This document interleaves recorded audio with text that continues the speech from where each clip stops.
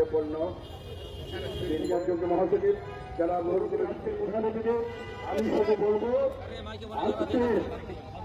আজকে আমরা কি দেখতে পেলাম, ভারত আমাদের আগরতলা হাইকোর্টের অফিসে হামলা করা হয়েছে, আমাদের স্বাধীনতা সার্বভৌমত্বের উপর আঘাত এনেছে।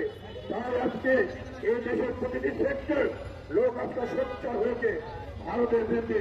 গতকালকে সেনাবাহিনী অবসরপ্রাপ্ত কর্মকর্তারা রাজপথে নেমে এসেছে, সমস্ত সবাই ভারত আমাদেরকে সবসময় শোষণ করেছে, আর শোষণ করতে হবে না।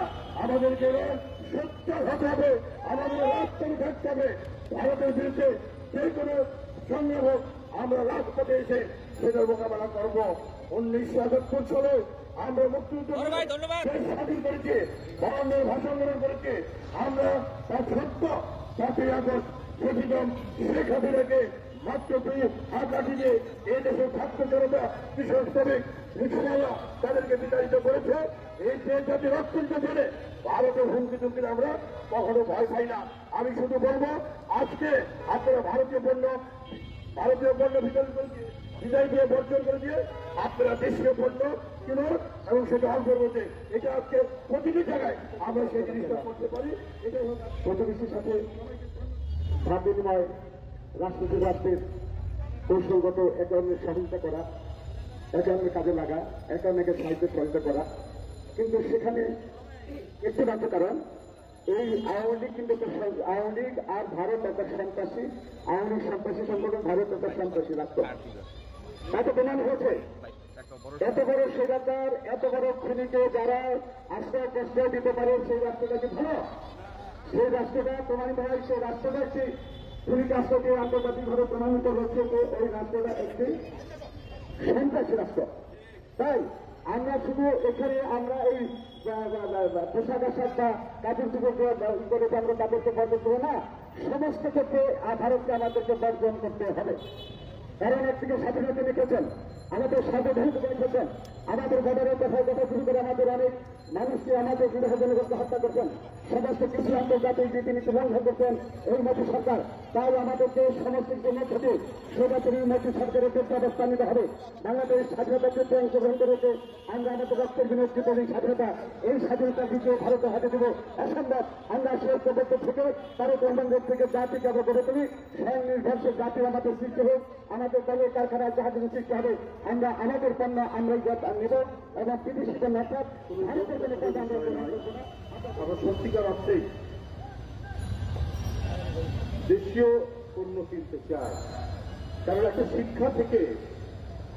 শিক্ষা থেকে আমরা অনেক ব্যক্তি, অনেক তরুণ এখানে রয়েছেন, আমরা এই সিদ্ধান্তটা নিয়েছি যে ভারতে আমাদের অনেক লোক চিকিৎসার জন্য যায়, চিকিৎসায় হয়, আবার একটু ঘুরে বেড়ানোও যায়।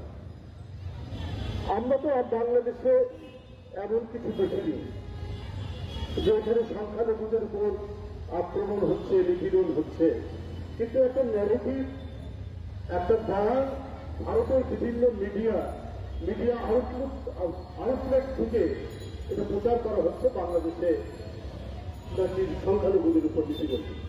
হঠাৎ ইসকন নামে একটি সংগঠন দেখলাম যে চারিদিকে মাথা চাড়া দিয়ে ঘটনা কি, তারা যদি ধর্মীয় সংগঠন হয়, তারা যদি কোনো দাবি করে, দাবি করতেই পারে।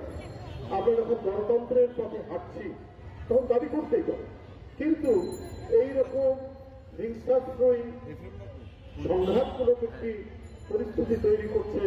আর ভারত থেকে এ বিষয়ে প্রচার করা হচ্ছে যে বাংলাদেশে নিপীড়ন হচ্ছে, এটা তো সম্পূর্ণরূপে একটা মাস্টার প্ল্যান, এটা গভীর চক্রান্ত। তো যদি নিপীড়নও হয়, মারা যাচ্ছে তো সাধারণ একজন আইনজীবী। আমরা দেখলাম যে ইসকনের আঘাতে একেবারে দেহ ছিন্ন ভিন্ন হয়ে গেছে, সেটা হল অ্যাডভোকেট সাইফুল ইসলাম।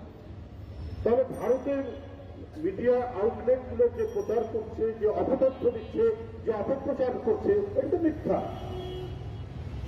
এটা মিথ্যা বাংলাদেশের ভাবমূর্তিকে নষ্ট করার জন্য।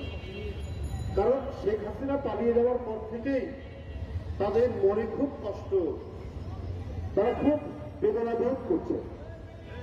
পৃথিবীর কোন দেশ এই অভিযোগ কিন্তু করেনি বাংলাদেশের বিরুদ্ধে,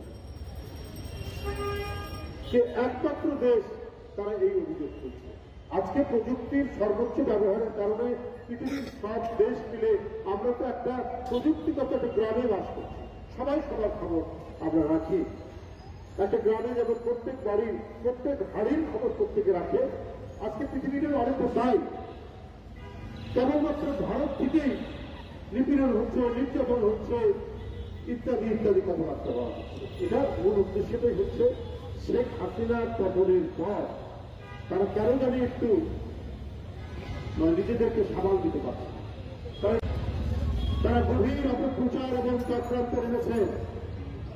তারা বলেছেন বাংলাদেশিদেরকে আর ভিসা না দিতে, ভিসা ইতিমধ্যে বন্ধের প্রক্রিয়া শুরু হয়েছে।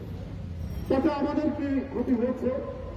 ক্ষতি তো হচ্ছে আপনাদের নিউ মার্কেট বন্ধ আমরা দেখতে পাচ্ছি, আপনাদের ডিপার্টমেন্টাল স্টোরগুলো বন্ধ, আপনাদের হাসপাতালগুলো রোগী শূন্য, হোটেলগুলো লোক নেই।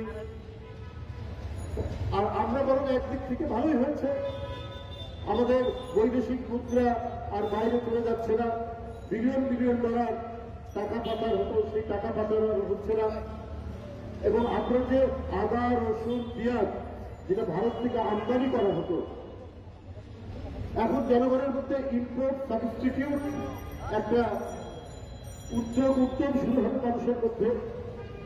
আমরা প্রত্যেকে যার যতটুকু জমি আছে আমরা সেখানে পেঁয়াজ লাগাবো, আদা লাগাবো, রসুন লাগাবো।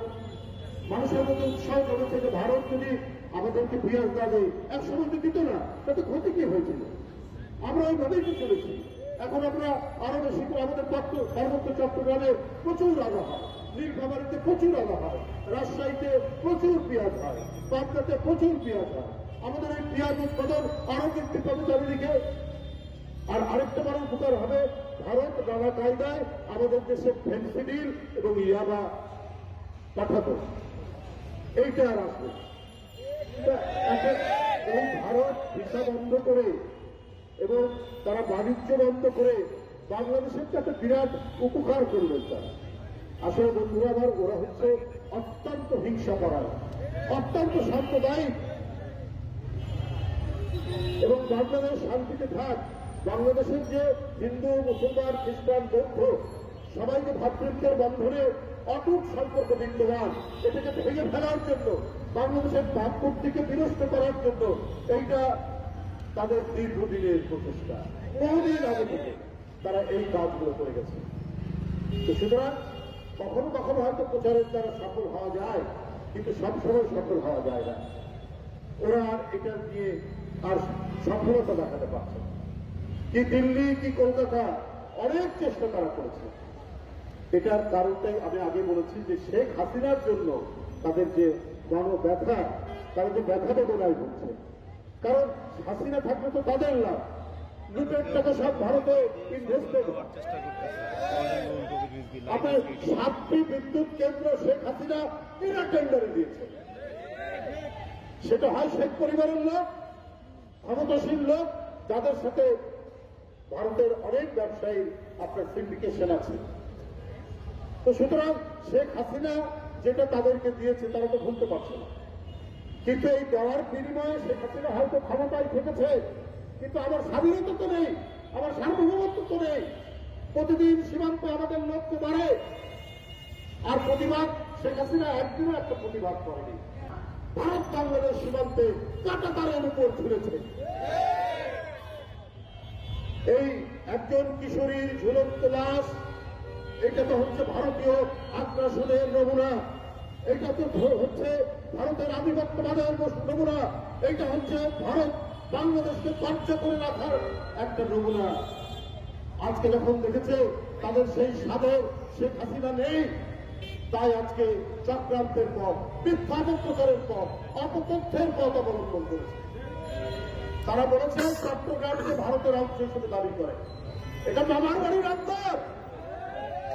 আমরাও বলি এইরকম বাজে কথা বললে আমাদের বাংলার নবাব নবাব সিরাজউদ্দৌলার যে বাংলা বিহার উড়িষ্যা, আমরা সেই বাংলা বিহার উড়িষ্যা আমরা দাবি করব। বন্ধুরা আমার, এইভাবে পলিটিক্যাল রেটরিক বাগাড়ম্বর করে ওরা মনে করেছে যে ভারতের জনগণের সাথে আমাদের কোনো শত্রুতা নেই, তাদের সাথে আমাদের মতপার্থক্য, তারা শান্তিপ্রিয় ভালো মানুষ। কিন্তু তাদের কিছু নেতা যারা সেকুলার হল, মমতার প্রতি আমাদের শ্রদ্ধা ছিল। মমতা বন্দ্যোপাধ্যায় উনি বোধহয় কি বলে যে উনি সেকুলার, উনি ধর্মনিরপেক্ষ, সেখানে প্রত্যেক ধর্মগোষ্ঠীর মানুষ তার কাছে আশ্রয় পায়। তিনিও বললেন বাংলাদেশে শান্তিরক্ষী বাহিনী জাতিসংঘের পাঠানো দরকার। তো বাংলাদেশে আপনি কি দেখলেন মমতা বন্দ্যোপাধ্যায়? আপনাকে সবাই জানে আপনি ধর্মনিরপেক্ষ মানুষ, কিন্তু আপনাদের প্রত্যেকেরই মনের গভীরে কঠোর হিন্দুত্ববাদ আপনাদের ঝুলিয়ে রাখে, এইটা আজকে প্রমাণিত। আপনি এও জানেন না যে অন্য দেশে জাতিসংঘ বাহিনী অন্য দেশের লোক এটা দাবি করতে পারে না। এটা এমনকি ইন্ডিয়ার পার্লামেন্টে অনেক এমপিও কথা বলেছে, কিন্তু ওরা মনে করে আরে বাংলাদেশ আবার কি দেশ, আমরা যা বলবো তাই হবে। সেটা হবে না। 18 কোটি মানুষের দেশ, যারা 30 লক্ষ জীবন দিয়ে এই স্বাধীনতা কিনেছে, তাদেরকে মনে করবেন দিল্লি থেকে এসে আপনি বাংলাদেশ শাসন করবেন। আরে এই দেশের ইতিহাস তো দিল্লিকে অমান্য করা। দিল্লির বিরুদ্ধে প্রতিরোধ করেছে আমাদের ইশাখা, আমাদের তিতুমি, আমাদের হাবিব শরীয়তুল্লাহ। এই ঐতিহ্যের, এই রক্তের ধারাবাহিকতা আমাদের। আমরা দিল্লির কাছে কোনদিন মাথা নত করিনি, এদিকে আমাদের পূর্বপুরুষরা করেনি, বর্তমানেও কেউ দিল্লির কাছে। বন্ধুরা আমার, তাই আমরা এই যে প্রতীকী হতে পারি, আমরা যে দেশীয় পণ্য বিক্রি করা, এটা একটা গভীর উদ্দেশ্য রয়েছে। আজকে যদি আমাদের মিল্ক কলকারখানাটি সতেজ হয়, আমাদের বহু লোকের সংস্থান হয়। আমরা কেন ইন্ডিয়ার ড্রোন কিনতে যাব, ড্রোন সাবান কিনতে যাব? আমরা কেন প্যারাসুট গার্মেন্টস কিনতে যাব? আমাদের দেশের আরো সাবান, কেয়া সাবান থাকতে আমরা কেন যাবো? আমরা তো সবই বানাতে পারি, তাহলে কেন আমরা ভারতের দিকে মুখোমুখি হয়ে থাকবো? আমরা যুগ যুগ ধরে এক সময় ঢাকার যে কেন্দ্রি, এটা সারা ভারতে পৃথিবীতে অত্যন্ত সমাদৃত ছিল। ঢাকার ইয়ে মানে হাতাওয়ালা কেন্দ্রি, লুঙ্গি। এক সময় আমাদের যে তাঁত, এই তাঁত হচ্ছে পৃথিবী বিখ্যাত ছিল। সেই জন্য আমরা এটার গল্প শুনেছি, আমাদের তাঁতিরা এত মসৃণ তারা কাপড় বানাতে পারতেন বলে ইংরেজরা আঙ্গুল কেটে দিয়েছে, ধর একটা গল্প চালু আছে। তো সেই দেশের মানুষ আমরা তার মুখাপেক্ষি হয়ে থাকবো। আমাদের অনেক মেডিকেল কলেজ আছে, আমাদের অনেক হাসপাতাল হয়েছে, শুধু আমাদের ডাক্তাররা যদি একটু সিনসিয়ারলি রুগীগুলো দেখেন, তাহলে কেউ আর ভারতে যাবে না। আর বেড়ানোর কথা বলছে ট্যুরিজমের জন্য কি আর দেশ নেই? দরকার হলে থাইল্যান্ড যাবে, দরকার হলে সিঙ্গাপুর যাবে, দরকার হলে মালয়েশিয়া যাবে, দরকার হলে ইন্দোনেশিয়া যাবে। যার শুধুমাত্র কি এক ভারত আছে, আরো বহু দেশ আছে। যাই হোক, আমি আর বক্তব্য দীর্ঘায়িত করবো না, আমাদের কার্যক্রম প্রধানমন্ত্রীর কাছ থেকে একটি শাড়ি কিনে নিচ্ছেন, তাঁতের শাড়ি, তাঁতের শাড়ি কিনে নিচ্ছেন। আমাদের কুমিল্লার খাতি কাপড় সংগ্রহ করছেন, আমাদের একজন দেশপ্রেমিক জনগণ সংগ্রহ করে নিচ্ছেন তাঁতের শাড়ি। আরেকজন বোন, দেশপ্রেমিক বোন, মাত্র 200 টাকা বিনিময়ে টাঙ্গাইলের তাঁতের শাড়ি কিনে নিচ্ছেন, মাত্র 200 টাকা বিনিময়ে। খুব সুশৃঙ্খল ভাবে একজন করে নেওয়ার জন্য অনুরোধ করছি। আরেকজন দেশপ্রেমিক ভদ্রমহিলা 200 টাকার বিনিময়ে, 200 টাকার বিনিময়ে আরেকজন দেশপ্রেমিক আমাদের ভদ্রমহিলা, উনি একটি তাঁতের শাড়ি টাঙ্গাইল দাবি সংগ্রহ করছেন প্রধানমন্ত্রীর হাত থেকে। আরেকজন দেশপ্রেমিক বোন, উনি তাঁতের শাড়ি সংগ্রহ করছেন, আমাদের প্রধানমন্ত্রীর কাছ থেকে তাঁতের শাড়ি সংগ্রহ করছেন। আমাদের আরেকজন দেশপ্রেমিক বোন তাঁতের শাড়ি সংগ্রহ করছেন।